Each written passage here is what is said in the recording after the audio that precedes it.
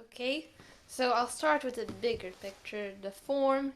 Um, the piece is in rondo form, where the C section reuses material from the B section in a different key. Yeah. And I'll go through the keys quickly so this can make sense. Yeah. The piece is in E minor. Mm. Um, and then for the B section, we modulate to the relative major, which is G major. And we get a new theme and a different texture as well. A syncopated melody. But I'll go through details like that in a second. Mm-hmm. We go back to the A section. So we've got A, B, A already. The A section is in E minor again. Yeah. Next up is the C section, and this is in E major. Yeah. So the B section goes like this.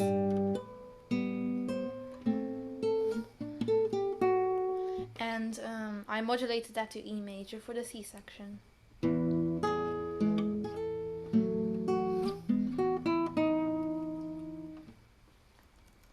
Yeah.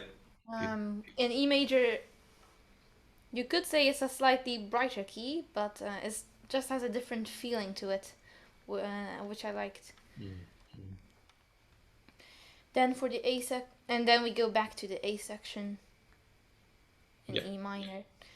And how I get there is is quite interesting actually. Yeah. So we get some tonicization passages in bar 28 and bar 27 already, indeed. And then in bar 29 we go to the flat 6, which is C major via chromatic run. And I use that C major to go to E minor, because C major is one of the chords in E minor. Mm. And then there's the dominant of E minor, B major, E minor. Beautiful. Yeah. That's I really when I first read through this, that chord and then this passage and how it transitioned back to the B7 chord was, yeah, really remarkable. Mm. Yep. So for the I've pretty much modulated the entire section from B to C, except for the two bars we just looked at. Here. That's different. But this bar,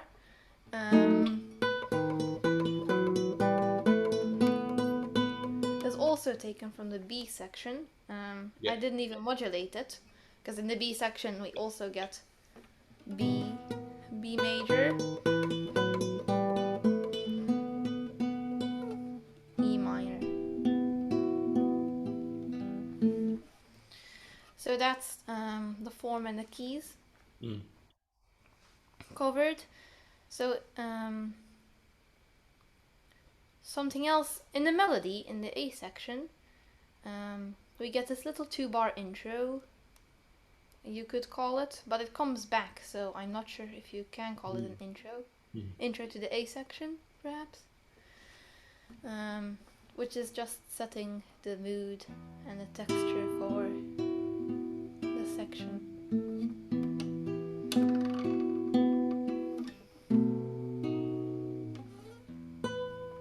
And here is where the main melody comes in. The melody is at the top.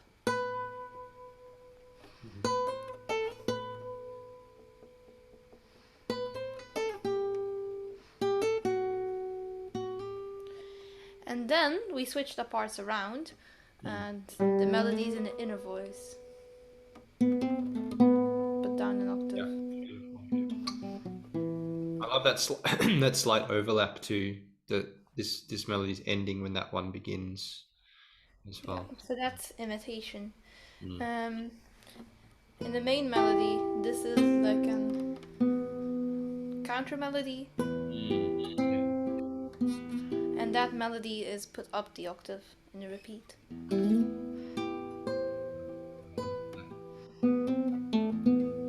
And the inner part, the chords stay the same.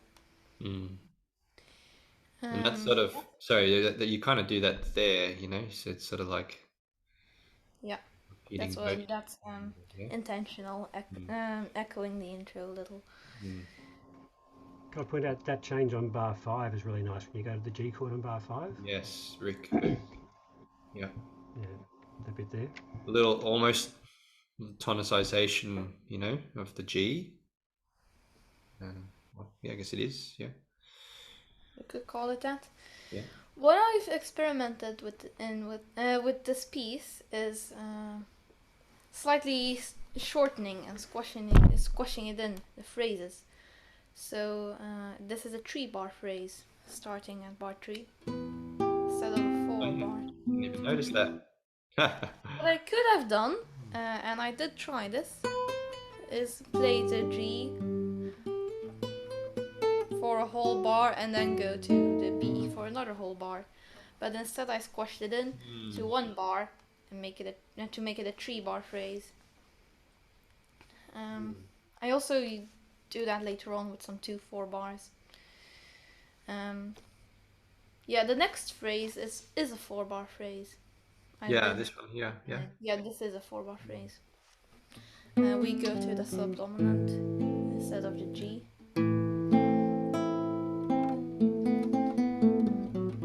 And the dominant. And immediately what happens is we get a D arpeggio, which is the dominant of G. I love how you carry that through the middle voice rather than sort of ending the section, with a cadence or a rest. That middle voice sort of carries us into the next section and modulates at the same time. It's really nice. Yeah. Reminds me of, I don't know, Schubert maybe. I don't know if Schubert does that kind of thing a little bit. You might know better than me. Not sure either. But yes, very nice. But I feel like writing a slower piece let me experiment a little more with the voices, just because it's slower and you have more time to absorb it. In fast pieces, it's just like my rondo. It's pretty much melody and accompaniment. Now that in my rondo, in a C section, I made a little bit of a fugal section, but that's for another time. So the B section here in this piece has a syncopated melody, and there's just thirds in the middle. And then we go to a series of tonicization passages, sequenced. So this is E minor. This is that's D major, which is the dominant. And then we go to the B minor chord quite loudly. I really like this chord. It felt like a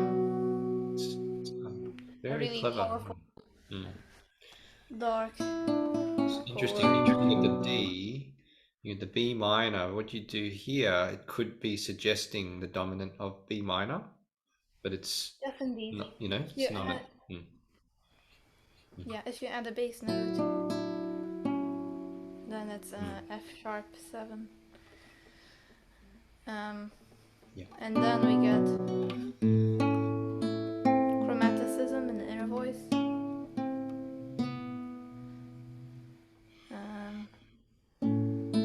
So the A chord ties in to the B minor and the D keys, and then chromaticism A minor, which can tie in nicely to our next chord, which is the B, to transition back to E minor. Yeah. And then we get a repeat of the section in a faster tempo It's bringing up the intensity level. So this middle one is the loudest, but the last one is the fastest. But it does slow down at the end, the last one. Then for the C section, we covered the C section pretty much.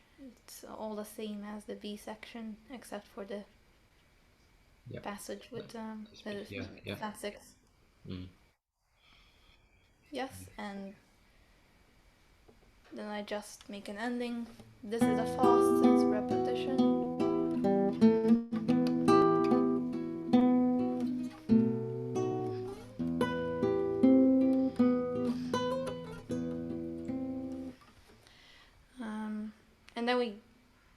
And then I make it go slower again at the very end to just let it die down. With a melody in the inner voice.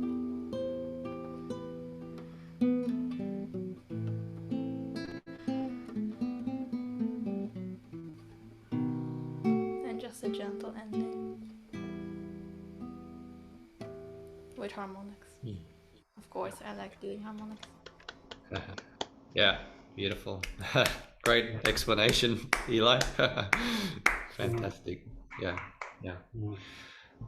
Exquisite piece. Yep. Thank you very much.